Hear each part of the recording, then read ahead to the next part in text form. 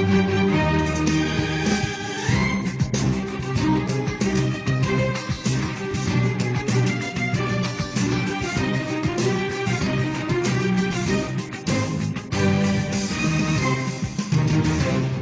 right, we are back here on the podcast talking with our legal correspondent, Phil Fraietta. Phil, welcome. How are you?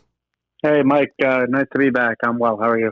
Doing pretty good. And just to set the stage for the listeners, this has sort of been a timeline podcast. I talked to Anthony McCarron June 12th.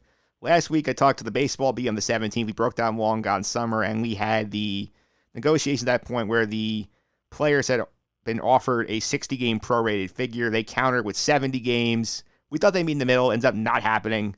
The league will not budge off 60. The end, the players today on Monday, the 22nd, voted no to this offer. Phil, are you surprised at all we did not get a deal? Yes, I am surprised. I think I told you on this podcast, I guess about a month or so now, that I thought there would eventually be a deal. So I am surprised. But that said, the way that the negotiations played out, it's not surprising how they ended. Yeah. And we'll get into more detail about that. But at the outset, I'll just say that the owners, they really dragged their feet here. I think intentionally, and that's exactly what happened.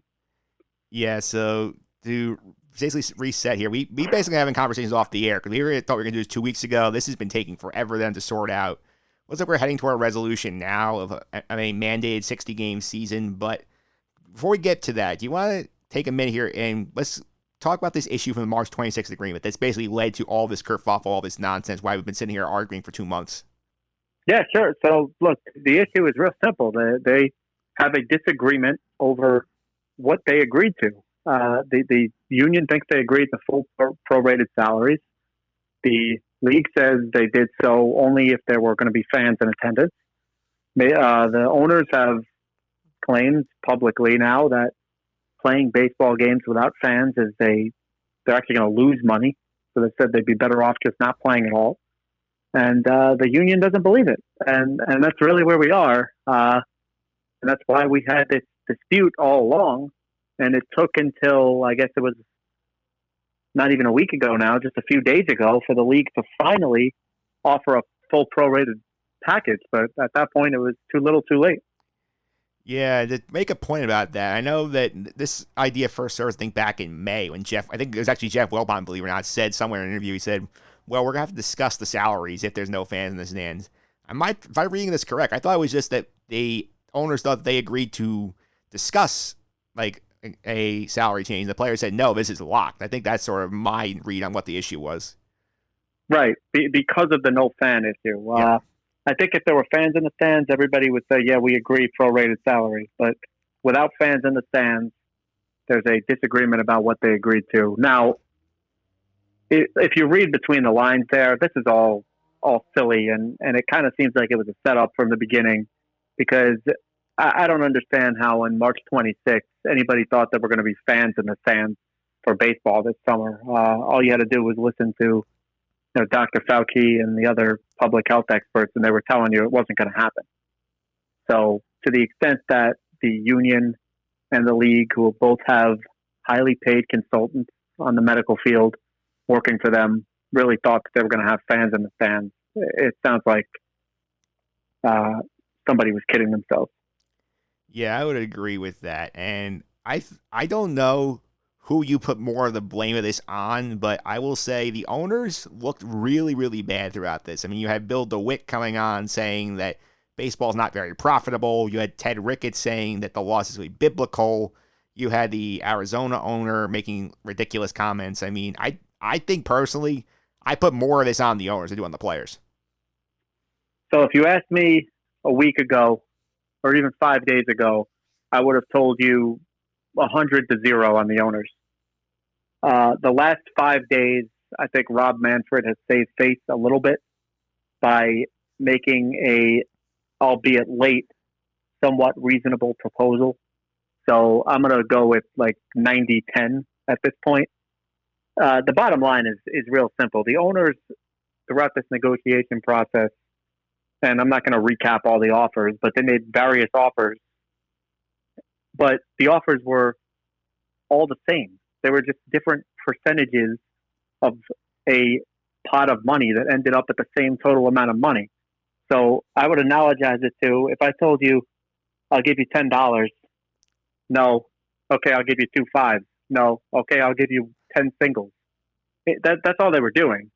They were prolonging the process by making the same offer over and over again, but couching it in different terms to make it seem appealing at first glance to the average fan. Things like 75% of your salary. Well, that sounds great. But wait a minute, 75% of my prorated salary. So if I do the math, works out to they're paying me about a third of my salary. And that's what they did. All along, they made the same offer over and over and over again. And so finally, in the last 5 days or so, I don't know if Rob Manfred got to the owners, but they finally came forward and put something on the table that was reasonable. And that's why I'm going to give the 10 to the players, because now the players are in a position where they turned down what was a somewhat reasonable position, especially given where we are in the calendar and with the virus. Yeah, I would agree with all of that. I feel like the players lost some ground. It's like, I think if we had this conversation a week ago, it would be 100% on the players' side. Now they take some ownership in this, and obviously right now we don't have a deal. We're getting a mandated season. So what, as we believe right now, nothing has been official as of recording time. That could change, but the latest we've heard is 60 games mandated by Rob Manfred. And what are some of the immediate consequences of not getting a deal done? Well, the first immediate consequence is that, like you said, we don't know what Rob Manfred is going to do. Rob Manfred has the power to implement a season, but the owners have the power to override him. And all it takes is 8 owners to say no season and we're not going to have a season. So I don't think that's going to happen, but that's the first immediate consequences. What are the owners going to do? Are they going to defer to Manfred? Are they going to override him? I think they would be wise to just defer to him and put in the 60-game season. And the reason why I say that is the next step, which is that the players have a right to file a grievance, and they will do so on the first day they're allowed to. And the grievance will basically argue that the owners had an obligation to negotiate in good faith for a season, and they didn't do so because for the reasons I just explained. They made the same offer over and over and over again with the intent of winding down the clock to the point where there just wasn't enough calendar days left to play more baseball games. So that's going to be the union's position in the grievance. The league will take the opposite position, obviously. And that's your immediate aftermath. Then you also get the issue of, well, who shows up? Yes, the players, Manfred can mandate a season, but people go on strike. Strikes are not uncommon in baseball, as the listeners to this podcast probably know that we had one in '94. So do I think the whole league's going to go on strike? No.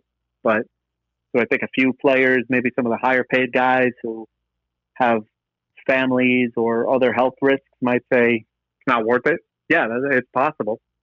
So I think those are your immediate aftermath implications, plus the rule changes. The league's proposal came with universal designated hitter, extended playoffs. So you're not going to get any of that now. You're going to get regular rules, just like they were last year. And we'll see how many games. I hope 60. I wouldn't go so far on the DH. I think that could be mandated into safety, because you could say these guys saying, hey, the pitchers are not warmed up enough yet. Let's not risk them running the bases. That I could still see happening in this health and safety section for 20 only, but all this stuff goes away. And if you had the handicap right now on the grievance, like, who do you think would have the edge on this, the owners or the players? I think the owners still have the edge, just because they came in now with this reasonable offer at the 11th hour. But on the flip side, the players will argue that, this offer is really no different economically than they had offered us all along. They just waited until the 11th hour. So I think it's kind of a coin flip on the grievance. I'd lean a little bit towards the owners, but the other benefit of the grievance is that the union wants to get into the grievance procedure, because part of that procedure is what in the legal world is known as discovery. And that's the opportunity to get information from the other side. So in the union's sake, they want to look at the books. They want to see just how unprofitable Major League Baseball really is. Because, these are private teams and they're private organizations. So Their revenue is not public information. It's not like, PepsiCo. If you wanted to go look up how much money PepsiCo made last year, you could do so because it's a public company. Not true of the New York Yankees. So I think that the union would like to open up the books and see, well, how unprofitable are the Chicago Cubs and the St. Louis Cardinals? Because you tell me they're unprofitable. Let's see it for real. And that'll give them a much better negotiating position come 2022 when the CBA expires. Yeah, I would agree with that logic as well. I feel like the players clearly put more value on getting a chance to look at the owner's books because the only publicly known profit information we have is from the Atlanta Braves, run by Liberty Media, who have to disclose their revenues as a publicly traded company, and they've made like $40 million. Like they made like something like the math, I forgot the exact numbers. They would have made roughly a quarter of the league's profit if the owners had believed. And I think that's obviously enough proof for the players, but like I think for the short term, the players not taking this deal needs to come back to haunt them in the short term financially because obviously you're going to have teams making less money. The season might not even finish because of the coronavirus. Like, how immediate do you think the loss of value will be extracted on the players over the winter? So if you're a free agent this winter, you're not going to get paid. That would be my prediction. And I think that goes from top to bottom. Even guys like Mookie Betts, I think, are going to have a hard time getting contracts. Not a contract, but a contract that a player of his caliber deserves. Teams, they are going to lose money this year. That's a given. And they're going to use this as kind of a crutch in the free agent process. And that is something that we should really talk about, if you don't mind me going on a little bit of a side tangent here. Part of the reason that we even got to this point is we got to go back 5-6 years and think about what's gone on between the union and the league in the past 5 years. And what's gone on is that the league has more and more and more beat down the players. So first it started with service time manipulation. You have a situation like a guy like Chris Bryant isn't in the major leagues, or Pete Alonso is not getting a September call-out. And the reason teams are doing that is to keep the guy under team control for longer. It has nothing to do with his ability to play baseball. Then you go to teams that tanked. So you have a team like the Houston Astros. They didn't even try. They did not try to win for multiple seasons on purpose. And they're not the only ones who have tanked. There are other teams in baseball who are tanking. Then you've got teams like the Miami Marlins and the Tampa Bay Rays, who, different situations. The Rays compete and the Marlins don't, but same idea. They don't spend any money. So you have the Marlins trade away their best player to the Yankees for basically nothing, just to get rid of his money. The Rays, you got a team like that, and the A's, they're perennial playoff contenders, but they don't go out and spend any money in free agency. And then what really was the icing on the cake was when it came out that the owners were giving away some sort of a championship belt to celebrate who was the cheapest guy in free agency. And that just makes the players go off the walls because for years, the owners have been not making contract offers for guys who seem like they're worth contracts. And they tell us, oh, no, trust our analytics department has determined that this guy's not really that good. But that's a load of baloney. Analytics, when, if we ever want to talk about that, I'm a big analytics guy. I think they're very, very good for the game. I support them, but they're also not secret. All you have to do is go on Fangraphs or Baseball Reference, and you can look at the analytics. You can look at the stats. And what the teams say about these players doesn't check out. So what you really had was a concerted effort by the league to drive down salaries. And when that happens, the union's going to get angry. So you have two people in a very, very hostile relationship trying to negotiate some sort of a crisis scenario like we're in now. That's never going to work. Yes, I would agree with that. I mean, we saw that the last couple of winters when we had the free agent market, sort of the middle class really sort of dry up. I mean, these guys are sitting on the market like your Mike Moustakis of the world, sitting out there for a long time waiting for contracts. But I do feel like, I do also feel like right now, like they can point to the virus, they can point to whatever you want. But in my opinion, and I want to know if you agree with this was a work stoppage. This was not about the virus. It's not about, we're waiting for it to be safe. This was all about We don't want to pay the players this amount of money. Players like, we want this amount of money. I think this was just a work stoppage in disguise. Absolutely, 100%. Major League Baseball recognized it back in March that there was a likelihood that they were not going to be able to put fans in the seats. And that scared the crap out of the owners. We said, well, if I can't put fans in the seats, I can't make money. We got to do something about this. And then there's a work stoppage. That's exactly what it is. There is no reason other than the virus, which has spiked in the past couple of days, and I know we're going to get to that. But there was no reason 2 weeks ago why you couldn't have penciled in July 4 as opening day. The only reason they did that was work stoppage. And it all goes back to the same thing I was just talking about. The owners have made a concerted effort over the past few years to save money at the expense of the players, despite the fact that revenues go up and up and up and up every single year. I mean, I don't want to rant, but you've got a league now in Major League Baseball where, do you think it's fair to say 20 teams don't even try? They have no chance when they break camp to win the World Series. I think it's closer. I'd say closer to 15. 15, fine. You call it 15, then you got 5 other teams who are middling. You had a situation last offseason. Garrett Cole. Garrett Cole is probably the best pitcher in baseball. Him or DeGrom. I'd say it's a coin flip. But he's certainly the best free agent pitcher to hit the open market since like Greg Maddux. How many teams even tried to sign the guy? 2, 3, 4? That's insane. That doesn't happen in other sports. LeBron James is a free agent. Every team in the NBA wants to meet with him. Tom Brady signed with the Tampa Bay Buccaneers. But do you think the Tampa Bay Rays were going to be signing Garrett Cole? Nope. No. So it's a tremendous problem. So it's either these guys are being cheap and they're not spending money, which I think, or there needs to be more revenue sharing. But you can't have a situation where only a handful of teams are competing for the best free agents, and then maybe, let's give it half. I'll give you half. Maybe half the teams in the league are trying to actually win. You cannot have that situation year after year after year. It drives down the competitiveness and the integrity of the game. It does. I mean, I have a great quote on Twitter from Trevor Bauer, who is a very controversial figure on Twitter. We actually made a great point about the situation right now, and he says on Twitter, here's a quote, "There's going to be a fight. The time for that fight is after the 21 season when a new CBA is negotiated. 5 years of potential change. We're doing irreparable damage to our industry right now over rules that last," and this is all caps, "at most 16 months. WTF kind of senses that make," and he concludes it with 3 facepalm emojis.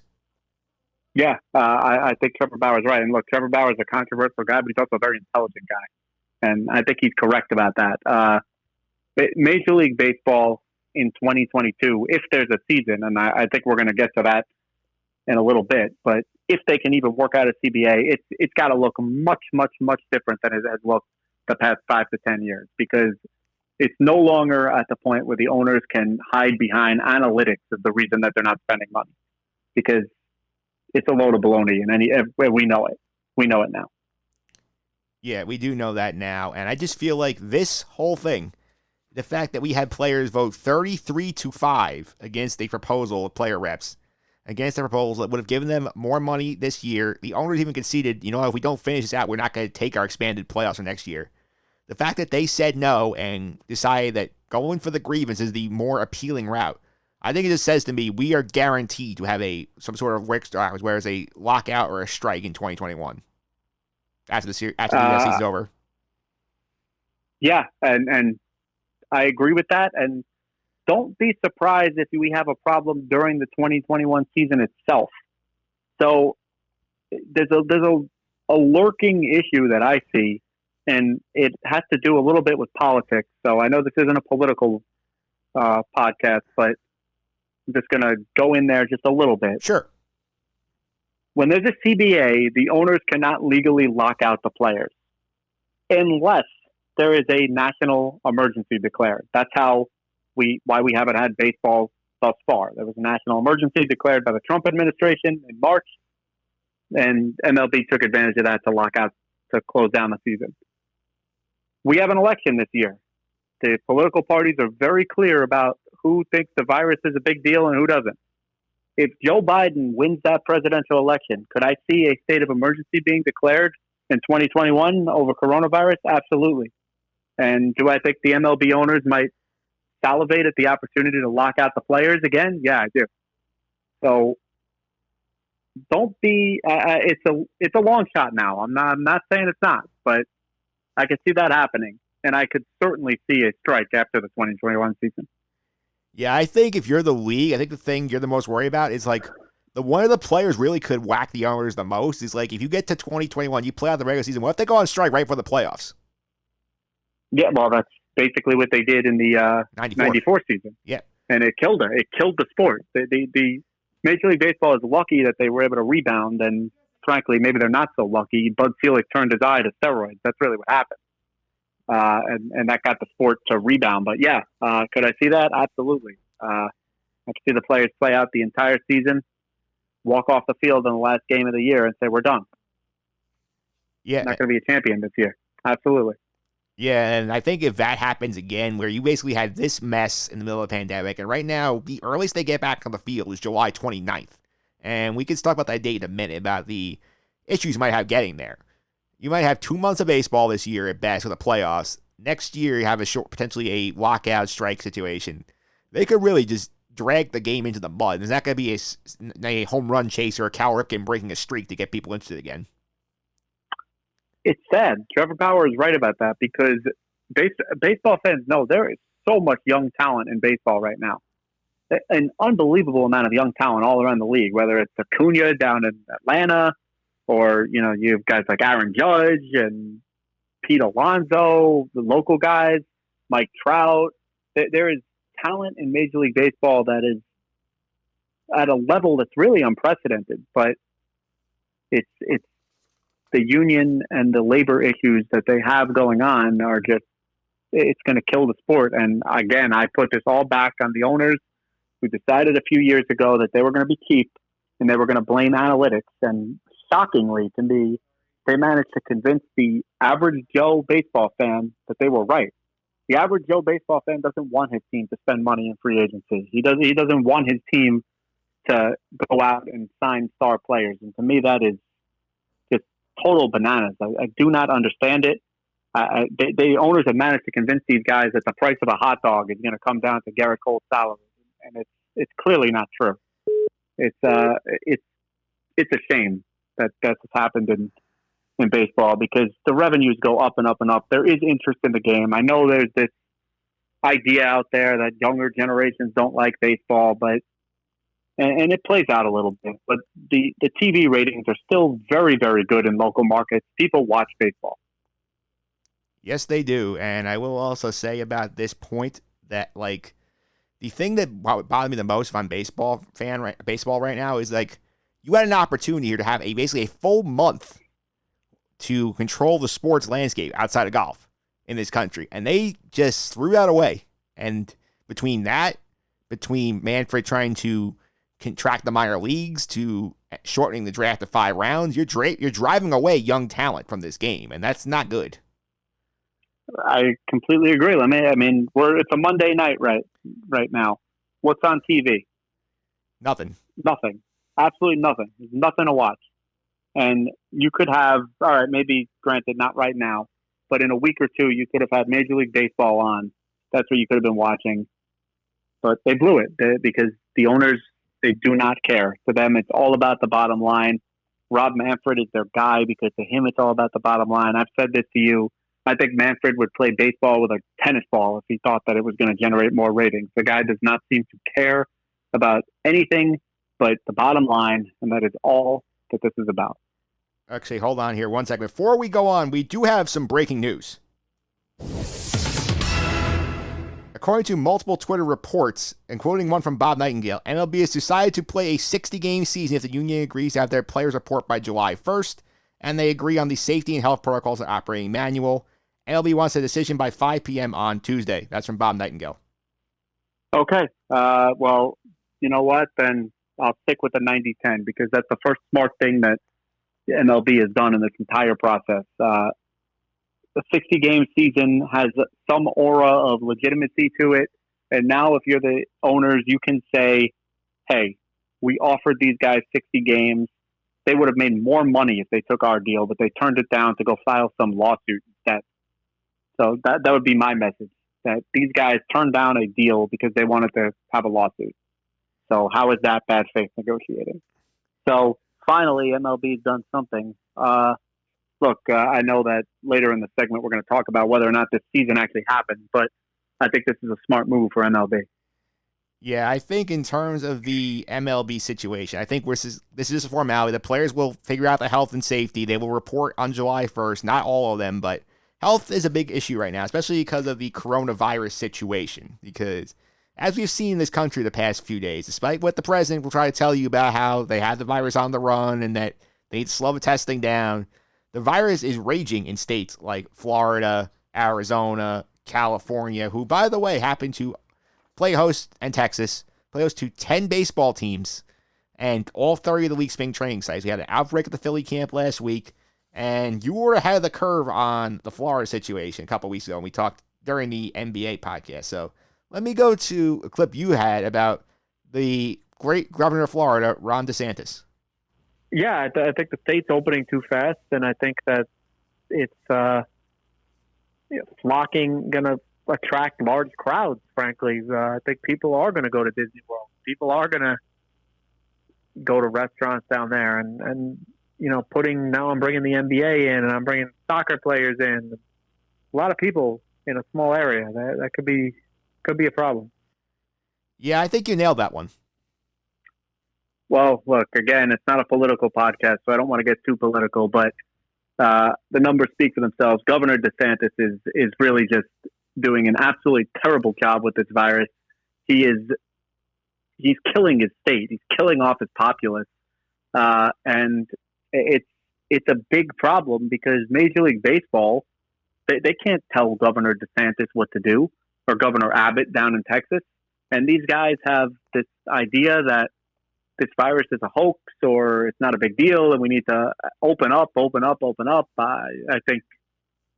think it's obvious why they're doing that. They're trying to get President Trump reelected.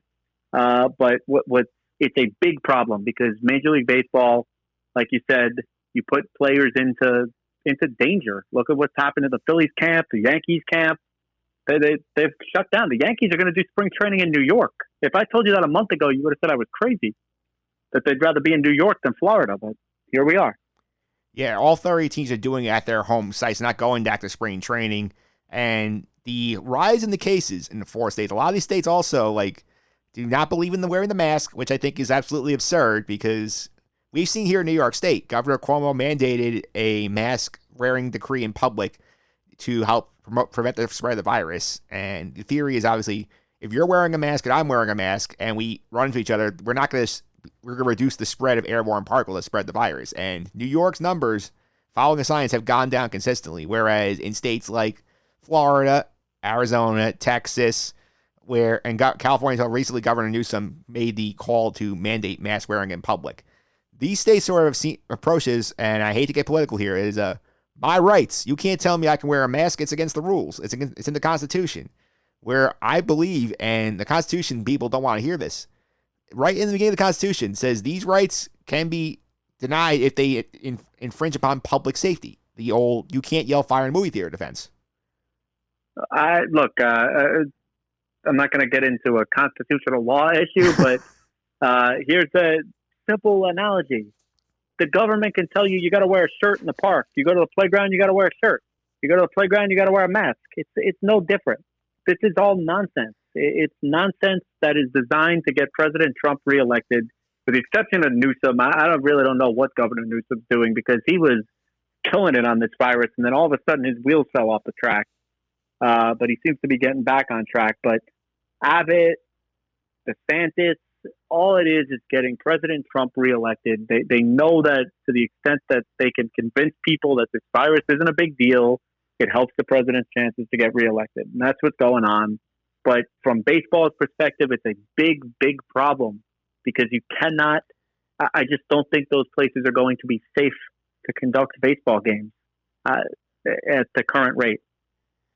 Yeah, so basically, the problem is you have 28 states, 28 places where you're playing baseball this year. We'll take Toronto out for a minute because Toronto I have a separate question about because obviously have the border rules. Of the 28 U.S. sites, 14 of them have coronavirus cases numbers going up. And we've seen in New York, it takes a long time to get them back down. That's a problem when you're trying to travel and play baseball. Right. Completely agree. And I think that had some influence on what happened the past couple of days. And what I mean by that is I think Rob Manfred knows that he's not getting 60 games in. So let me say 60 games. If it turns out to be 30 or 40, I could say, hey, we gave it our best shot. Just, public health didn't cooperate. And I think the union knows that, which is why to them it's, this expanded playoffs and really mean more money to us if there's not going to be any playoffs. So I think the outlook is bleak for actually playing a season. And you can blame Governor DeSantis as the primary cause of that because of what he did to Florida. I think there's 4 people I think you can blame. I think it's Governor DeSantis, Governor Ducey out in Arizona, Governor Abbott in Texas, and the president himself, who has said multiple times that he just at this point just has no interest in actually trying to contain the virus and worry about winning re-election. Yep, I completely agree. And those are the people, you could even throw Newsom in there a little bit, but those are the people you can really blame if you don't get a full 60-game baseball season this year. Yeah, so let's talk some other things in relation to the coronavirus itself. Dr. Fauci recently said that his mind, he's like, if I was baseball, I would wrap my entire season by the end of September because I'm worried about the second wave. And obviously, I think we are agreeing with Dr. Fauci here because Dr. Fauci has been pretty accurate in all of his predictions so far because he actually follows science, unlike the people who think that the virus is somehow Republican or Democrat. But I just think, like, in terms of getting the postseason, and again, it's something that, like, they could have been proactive with. They also blew this. I do not see any way in the world that, and I'm not a public health expert. I'm a lawyer. I'm just listening to what the experts say. But based on what they say, I don't see any way in the world that you're going to play playoff baseball games in October, unless you do some sort of a bubble concept like the NBA is talking about for the playoffs. Maybe you could do that. You and I talked off the air about potential sites for that. You threw around New York. Again, shocking, but because New York actually listened to the CDC, New York might actually be in position to do that. I threw around a place like Omaha, Nebraska, where they play the College World Series. So you have some facilities there, and it's a very sparse population, not a lot of people. Maybe you can isolate well in a place like Omaha, Nebraska. But without a bubble concept, I just think it's unlikely that you're going to get an entire playoffs in the month of October. Yeah, I think the way you have to look at it if you're baseball, and I think you have to talk to the players right now as you're getting health and safety and say, hey, if we want to play the playoffs, if we want to play the World Series, like, we can't guarantee that we'll be able to travel freely across the country by then because we need to have a plan in place where we can say, okay, everybody come to City X, we'll put you up, we'll play the playoffs out, and that you need to have a place with multiple stadiums with the ability to broadcast games on television. Omaha worked well in that sense because that's the College World Series and they have a couple of facilities set up out there. But I think New York, works very well if you have the virus down because Yankee Stadium, Citi Field, you could use the Cyclones place, you could use the Yankees Park in Staten Island if you need to.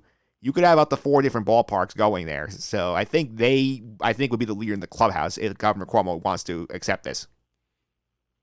Yeah, you could do that, but I agree with you that Rob Manfred right now should be on the phone with Tony Clark, and he should be saying, listen, Tony, I understand you guys are going to file a grievance. That's fine. We'll deal with that in the courtroom.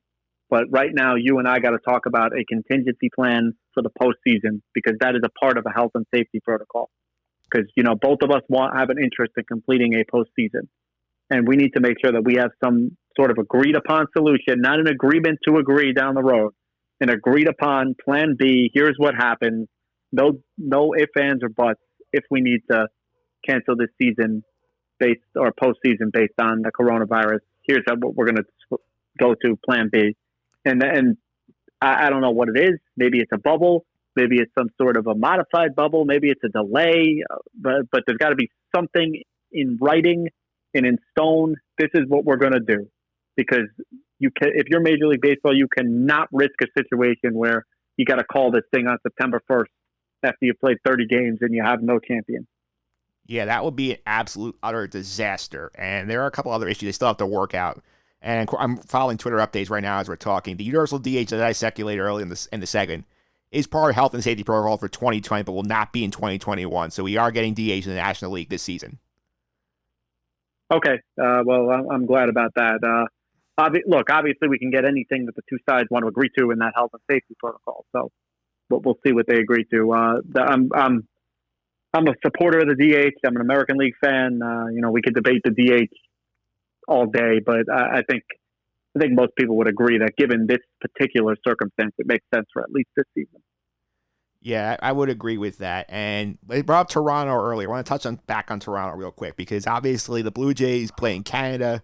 Right now, there's still an international travel restriction in the U.S. and Canada. The border is closed.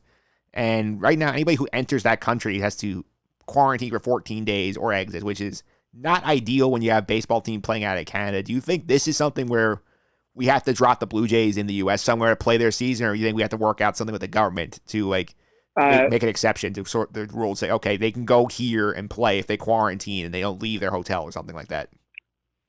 Yeah, look, I think the first thing you do is you try and talk to the Canadian government and make some sort of an exception. But I would not let that process play out. If they don't say yes right away, I'd say, okay, the Toronto Blue Jays, your AAA affiliates up in Buffalo, that's where you're going to play. You're going to play out of Buffalo. Yeah. It's right over the border, not too far from your home, but that's where you're going to have to play. And because, yeah, I look, it's no secret that the Trump administration doesn't exactly have good diplomatic relationships with Trudeau up there in Canada. So I'm not sure how that's going to play out. And I don't really see what's in it for Canada to have U.S. baseball players coming in and out. It's not like anyone's going to the games anyway. So if you're a Toronto Blue Jay fan in Canada, why can't you watch the game in Buffalo versus Toronto? You're still going to be sitting on your couch anyway. Yeah, so that's Toronto taking care. Number two, which nothing has not come up yet, but I think it would have to make sense this shorter season. I don't think you have any sort of trade deadline because how is it fair for a player to be asked to be moved across the country potentially in the middle of a pandemic? No, you got to say there's no trades. Yeah, there's no trades this year. Sorry to some team who picked up a veteran hoping to swap him at the deadline for a prospect. Not going to happen. Yeah, I think the most you'll see is if people you'll have waivers. You can obviously get rid of somebody, but I don't know how make moves you'll see because obviously you'll need to have expanded rosters to account for the fact people are going to get this virus. Yeah, and the union is going to have to fight for some sort of right to protect their players. You cannot ask somebody to move across the country in the middle of a pandemic. That is not fair. Yeah, I think so. The free agents are different because, if you're sitting there, if somebody like Yasiel Puig doesn't have a job, and you can say, okay, I'm going to sign with the Giants, that's one thing. But it's not fair if somebody's on a team is committed to one spot. Okay, you're going to be traded from Oakland to the Mets. Now you got to go to New York and find a home. Yeah, no, you can't do that.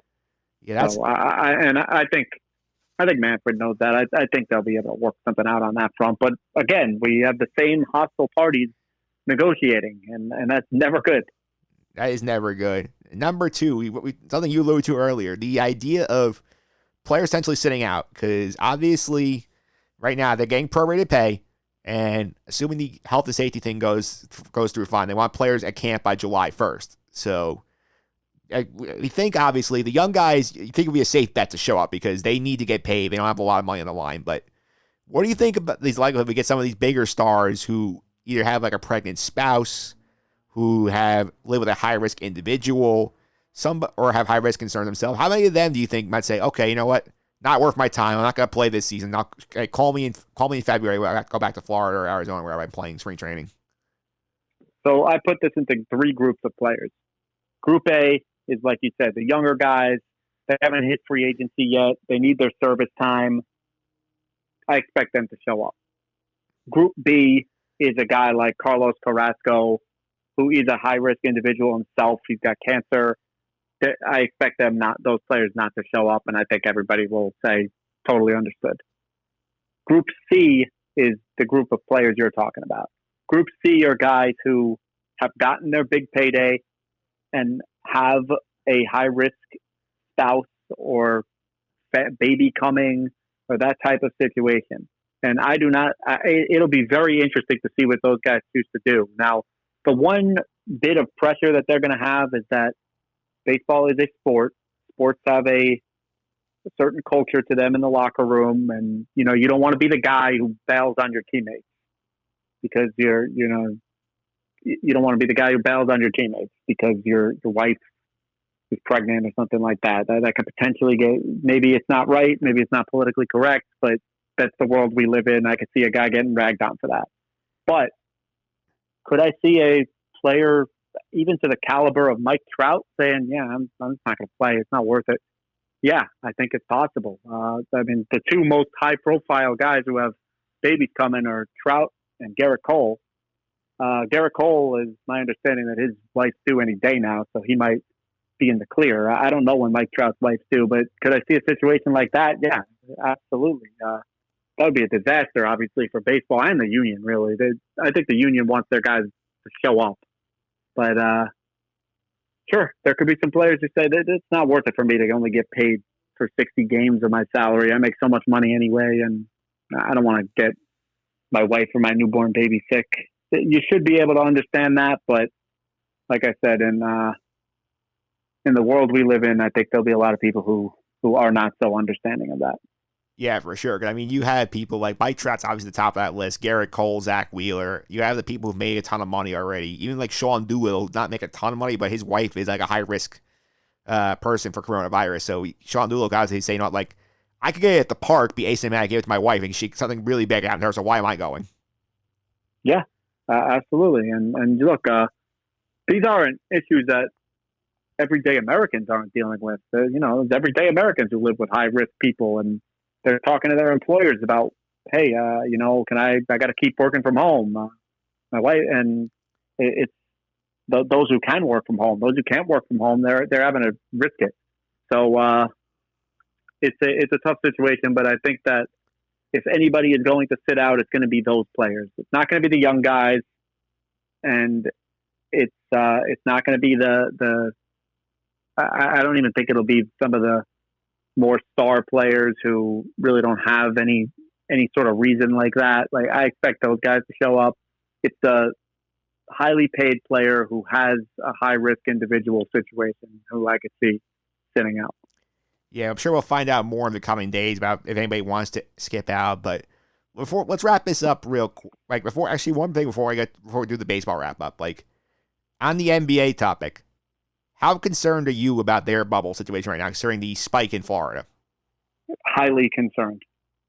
I am highly concerned about anybody going into the state of Florida right now because of Governor DeSantis. And I know it's not a political podcast. I'm sorry to rail on this guy. I don't want people to say, oh, your podcast is anti-Republican or anything like that. This isn't even about politics. The numbers speak for themselves. Florida is in trouble, and the governor just continues to do nothing and nothing about it. Earlier today, he issued some ridiculous rule that they're not even going to report how many ICU beds are taken. They're only going to report the ones that are taken and the person's in intensive care, which doesn't make any sense to me because ICU is short for intensive care unit. But the guy is intentionally distorting data. So I'd be very, very afraid of entering his state and during this pandemic. Yeah, and right now, the only team that's down in Florida now is the Raptors, and they might be down in Florida for up to 114 days to make the NBA final. It seems like an awful long time to be sitting there. Oh, yeah. Disney World's ready to open in what, a couple weeks? July 11th. Yeah, so there you go. Can't imagine that's going to be a safe place once it opens up, and Ron DeSantis is waiting for the people with open arms. Yes, he is, and let's put a percentage on the baseball here. Give me two percentages here. Your percentage, and this is obviously an educated guess because you're not you said before, you said you're an attorney. You're not a medical expert. You're not an epidemiologist. And you don't follow that stuff. But just based on the numbers here, what's our percentage we get the season started on time, and what's our percentage we actually finish the season? What's your educated guess? Start on time, or just start? I'll give you a 50. Let's say 50-50. 50-50. Finish it, 25%. Yeah. I'm pessimistic. I don't think it's going to happen. And the reason why is I just think that there are too many states and political leaders in this country who they don't care about the numbers. They don't care about the science. They've made up their minds on the politics, and it's going to continue to leave places unsafe to play baseball. And a little teaser for something that I'm sure we're going to do in the future. I think if I were the NFL, I'd start paying close attention to this. Yeah, the NFL has had the benefit of time, but now that time is starting to run out on them because they got to start thinking about training camps. And we've seen the NFLPA over the weekend basically put out a thing to these guys saying, "Hey, stop your group workouts. Like, wait till you get to camp because we don't want you guys contracting the virus while you're out trying to get a few extra like routes run in the off season." I would be, if I were the NFL, I'd be talking to the PA right now and trying to figure out some sort of contingency plan. Yeah, and to me, this is again my last point on this. And everybody's freaking out like, oh, like these people tested positive, these people tested positive. The positive tests by the athletes, I don't think is the biggest issue here, because the way this is going to work, if you're trying to play a sport in the middle of a pandemic, people are going to test positive. You're not going to have a perfect record for everybody. The idea of testing them is good because then you're catching the cases, you're keeping them from spreading it, but if you're playing in places where the spread's going uncontrolled and people can get it from going to the grocery store or going to a bar, that's where sports gets into a problem because all of a sudden, one guy at the bar gets it. They're not tested daily, sneak in the locker room, hangs out with 5 people, they get it, and then they give it to 5 more people. You have 10 people on one team with a positive test, and you're forced to shut down. That's one problem. And the second problem is hospitalization. So let's talk about Ron DeSantis down in Florida. There are counties in Florida that are reporting no available ICU beds. What happens if you're playing a baseball game in Florida, somebody gets severely injured, needs to go to the hospital? There's no bed. What are you going to do? Airlift the guy? Yeah. It's a big problem. And then you're going to prioritize the surgery of baseball player on his knee versus the dying patient on his who has coronavirus. Is that a good look? I'm not sure if that's a good look. So it's a problem, and that is where the problem comes. You are right that the overwhelming likelihood is that if a baseball player in his 20s or 30s is in the best shape of his life, gets sick with coronavirus, he'll probably be fine. But if 10 guys, 15 guys on the same team get it, then you got a problem. Yeah, that's a big problem. And the one thing I will point out to people is that, like, this is an issue where, like, you're also putting a lot of trust in the athletes. And, like, a lot of them probably listen, but how do you know the one guy is not going to go out and party? He's like, oh, I'm not going to get this. And then you got problems all over the place. I think any league, if any league is actually planning on playing games in this country, given how poorly it has run the coronavirus situation outside of the Northeast, you have to test them daily. That's your only chance. If you're planning on doing it 3 times a week, twice a week, like the NFL is talking about, like, not going to work. I agree. All you got to do is turn on the TV. Yeah. Well, watch Arizona. Yeah. There's pool parties, people hanging out on top of each other. You're really going to tell me that some 25-year-old bachelor isn't going to be at that kind of a pool party on his off day during the Major League Baseball season? I think that's hard to believe. Yep, that's where we are. Hopefully, we're hoping for the best. I'm my percentage. I'll give you mine. I was like, I think 80% they get off, 40% they finish, and that's with them going to a double. That's my numbers. That's fair. I could see that too. Maybe I'm a little pessimistic, but I think either way, anybody who thinks it's no doubt about it, you're kidding yourself. Yeah, you don't know what the virus will look like in 2 days. You don't know what it's going to look like in about 6 weeks when they start playing these games. It was only 2 weeks ago that Governor DeSantis was taking his victory lap in the conservative media about how he defeated the coronavirus without a lockdown. And now all of a sudden the guy has egg on his face. But let me say one last thing that I think the listener should be cognizant of. Even if we have a season and we play, there are things that the players can do to get back at the owners during the season. So look, I'm not suggesting they're going to go out there and tank or blow the game. They're not going to do that because they have competitive integrity. But don't expect to get any sort of optional interviews. Don't expect people to be mic'd up on the broadcast.